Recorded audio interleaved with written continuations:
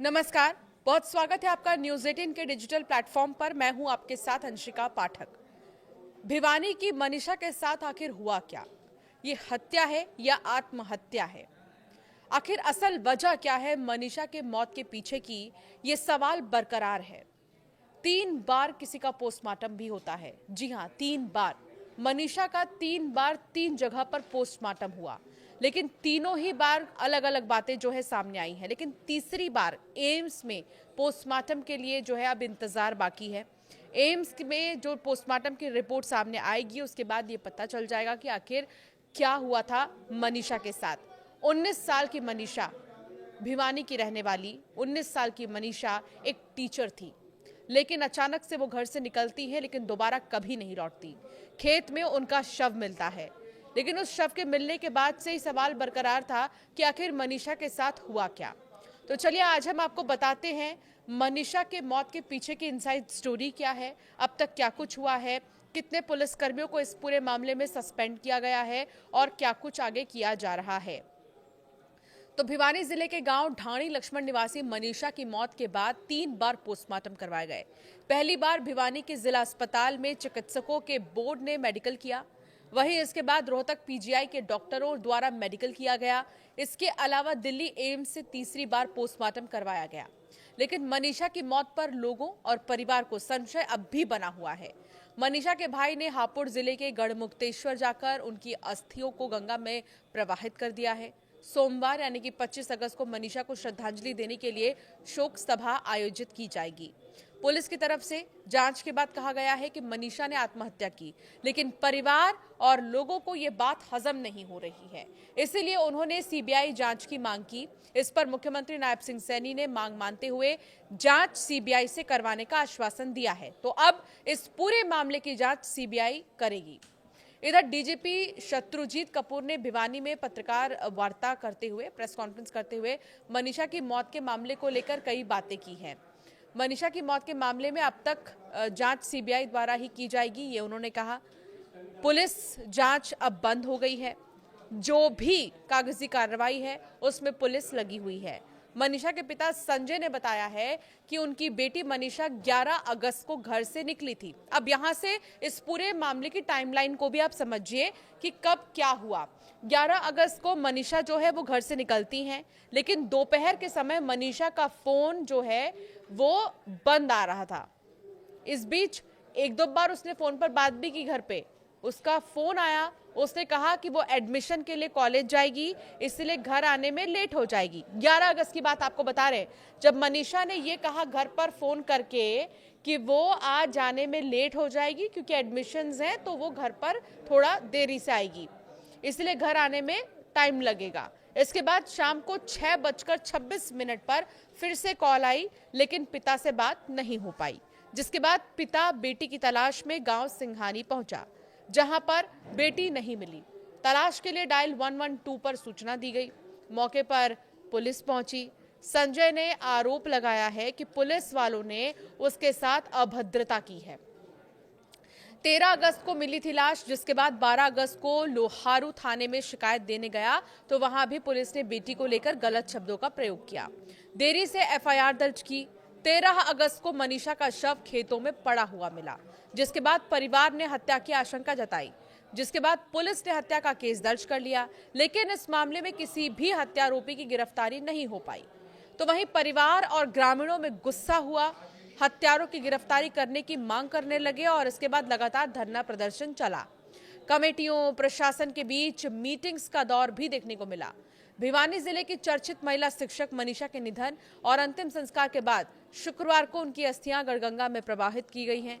मनीषा के छोटे भाई नितेश ने अपने हाथों से बहन की अस्थियों को गंगा में विसर्जित किया और नम आंखों से उन्हें विदाई दी गई।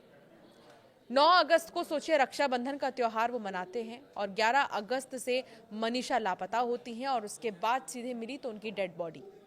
मामा कुलदीप ये कहते हैं कि सुबह 7 बजे गांव से निकले और दोपहर 4 बजे उत्तर प्रदेश स्थित गढ़गंगा पहुंचे। मनीषा की अस्थियां गंगा में प्रवाहित की गईं। कुलदीप ने यह भी बताया कि अंतिम संस्कार के 5 दिन बाद श्रद्धांजलि सभा आयोजित की जाएगी, जो 25 अगस्त को गांव में रखी जाएगी। मनीषा की मौत और अंतिम संस्कार के बाद घर और गांव में गमगीन माहौल है। इस मामले में अभी एम्स से रिपोर्ट आने का इंतजार है, पोस्टमार्टम रिपोर्ट, जिसमें मौत से संबंधित तथ्य सामने आ सकते हैं। दिल्ली एम्स में लिए गए सैंपल को सेंटर फॉरेंसिक साइंस लेबोरेटरी यानी कि CFSL में भेजा जाएगा। इधर सीबीआई जांच के बाद हत्या या आत्महत्या की गुत्थी सुलझा पाएगी या क्या होगा, इसके लिए अभी थोड़ा सा इंतजार करना है। हत्या है या आत्महत्या है, इसकी गुत्थी तो सीबीआई ही अब सुलझा पाएगी। मनीषा के शव का 2 बार पोस्टमार्टम भी किया गया, जिसमें पहले भिवानी और फिर रोहतक PGI में इसका पोस्टमार्टम हुआ। मामले में एक स्पेशल मेडिकल बोर्ड बनाया गया था, जिसने अपनी रिपोर्ट दी। पोस्टमार्टम रिपोर्ट में मनीषा के पेट से एक कीटनाशक केमिकल मिला। IG ने बताया कि परिवार वालों ने मनीषा के साथ रेप और यौन उत्पीड़न और फिर हत्या की आशंका जताई थी।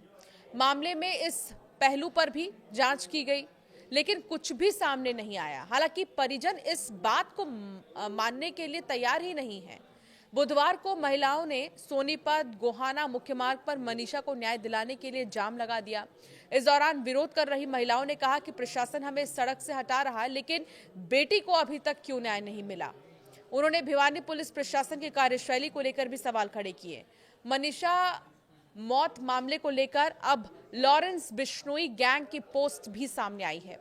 पोस्ट में गोल्डी ढिल्लों और लॉरेंस बिश्नोई ने लिखा है कि अगर हरियाणा पुलिस इंसाफ नहीं दिलवा पाई तो हम कातिल को मौत के घाट उतार देंगे। लॉरेंस और रोहित गोदारा दोनों गैंग मनीषा हत्याकांड के जरिए हरियाणा में अपने अपने वर्चस्व का दावा ठोक रहे हैं। गोल्डी ढिल्लों फिलहाल कनाडा में हैं और लॉरेंस जेल में बंद हैं। मनीषा की मौत और अंतिम संस्कार के बाद घर और गांव में गमगीन माहौल है। इस मामले में अभी एम्स पर सबकी निगाहें टिकी हुई हैं। एम्स से रिपोर्ट आने का इंतजार है, जिसमें मौत से संबंधित तथ्य सामने आ सकते हैं। दिल्ली एम्स में लिए गए सैंपल को सेंटर फॉरेंसिक साइंस लेबोरेटरी में भेजा जाएगा। इधर सीबीआई जांच के बाद हत्या या आत्महत्या की गुत्थी सुलझ पाएगी। मनीषा हत्याकांड के बाद भिवानी जिले में मोबाइल इंटरनेट पर बैन लगाया गया। हरियाणा सरकार ने उसे हटा दिया है। इस बीच भीमसेना प्रमुख नवाब सतपाल तंवर ने मनीषा हत्याकांड में न्याय की मांग को लेकर 24 अगस्त 2025 को हरियाणा बंद का आह्वान किया है। माना यह जा रहा है कि खाप पंचायतें, कई संगठन, संस्थाएं और मजदूर, किसान और दलित संगठन भी हरियाणा बंद में उतर सकते हैं। सतपाल तंवर ने सर्वधर्म, सर्व समाज और 36 बिरादरी का आह्वान करके हरियाणा बंद बुलाया है। ये भी बता दें कि राज्य सरकार ने इस हत्याकांड की जांच सीबीआई को सौंप दी है।